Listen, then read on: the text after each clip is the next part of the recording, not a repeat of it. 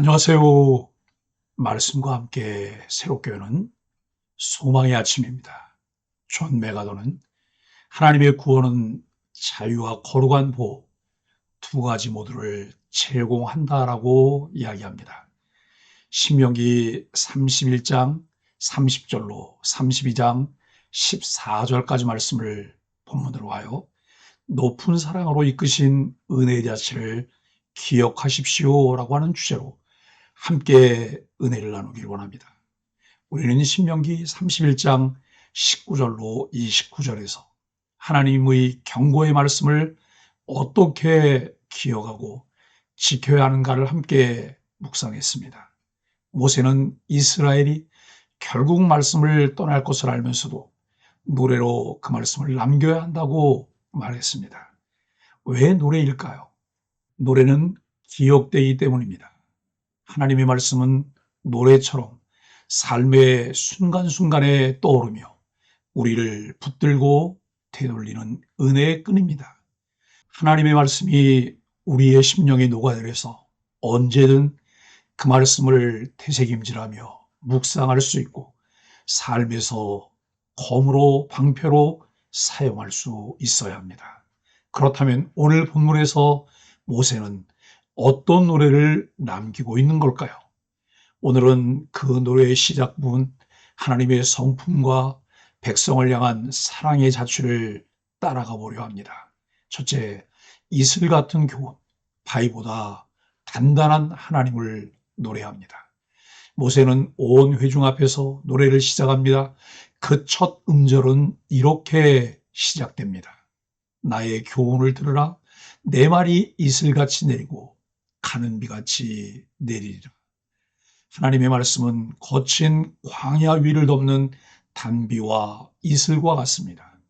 거친 심령, 메마른 마음 위에 은은히 스며들어 생명을 주는 말씀이 바로 하나님의 교훈입니다.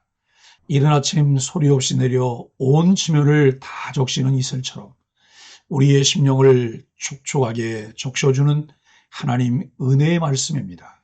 그런데 이 말씀이 뿌리 내릴 수 있는 전제, 근거가 무엇일까요? 이 질문은 너무 중요한 질문입니다. 이것은 본질이 무엇인지를 아는 것입니다. 그 본질은 하나님이 누구신지를 아는 것인데 우리 자신이 막연하게 기대하고 각색한 하나님이 아니라 성경이 정확하게 계시한 하나님입니다. 그는 반석이시니 그 행위는 완전하고 그 모든 길은 공평하다라고 말씀합니다. 이 구절에서 보여주는 하나님은 어떤 분이신가요? 반석이신 하나님, 그 안에는 변함이 없고 거짓이 없으며 공의로우신 분입니다. 칼빈은 이 구절을 주의하며 이렇게 말합니다. 하나님의 공의는 인간의 눈으로 즉시 판단할 수 없지만 그의 언약 안에 있는 자들에게는 반드시 진리로 드러난다라고 말합니다. 이러한 하나님 앞에서 이스라엘이 보인 반응은 무엇이었을까요?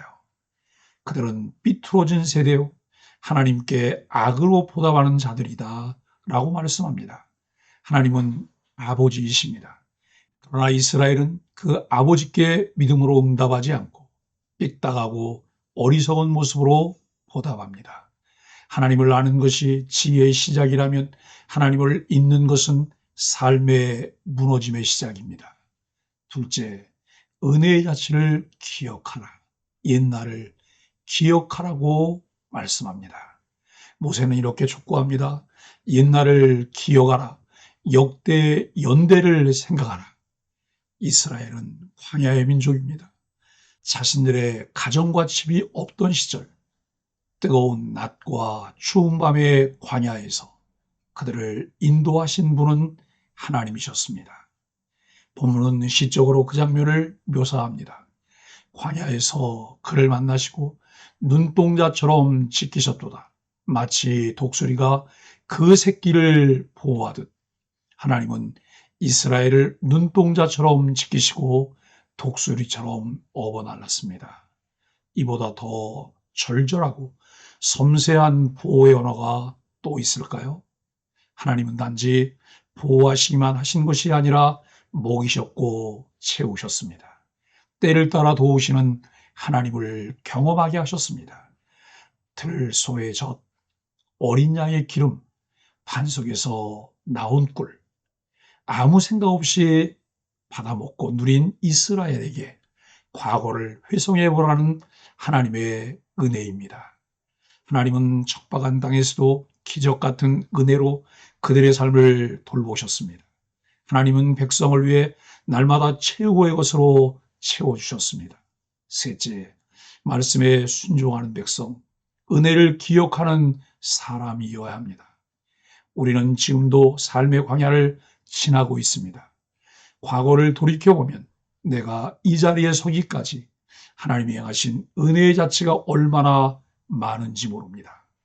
외롭고 버거운 시간을 지날 때, 이해받지 못하고 낙심할 때, 미래가 막막하고 길이 보이지 않을 때, 그 모든 순간마다 하나님은 우리의 반석이 되어주셨고 눈동자처럼 우리를 지켜주셨습니다.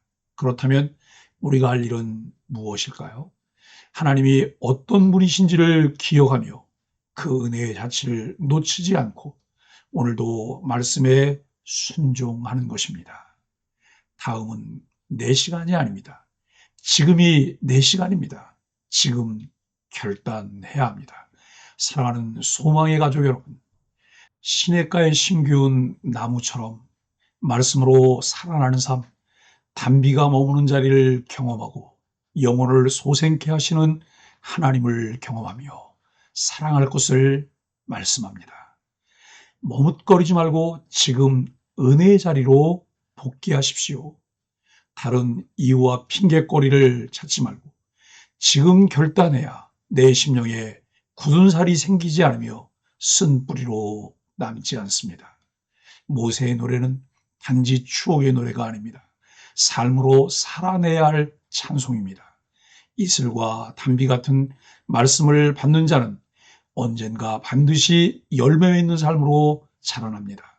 웨스트민스터 소요리문답 산문은 성경이 가장 중요하게 가르치는 것은 무엇인가라고 묻습니다.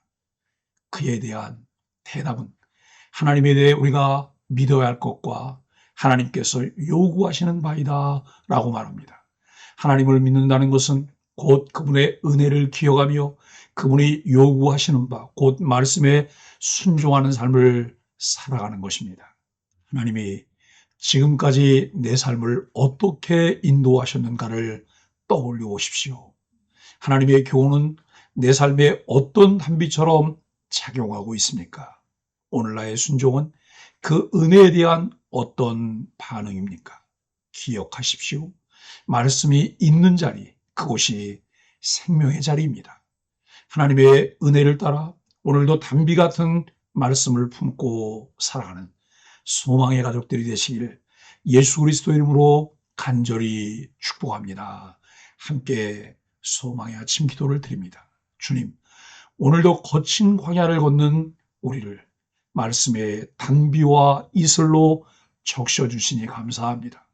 저를 자녀 삼으시고 여기까지 지키신 하나님의 사랑을 기억하게 하시고 은혜의 자취를 잊지 않고 오늘도 말씀 위에 굳게 서서 끝까지 순종의 길을 걷게 하소서. 예수님의 이름으로 간절히 기도합니다. 아멘.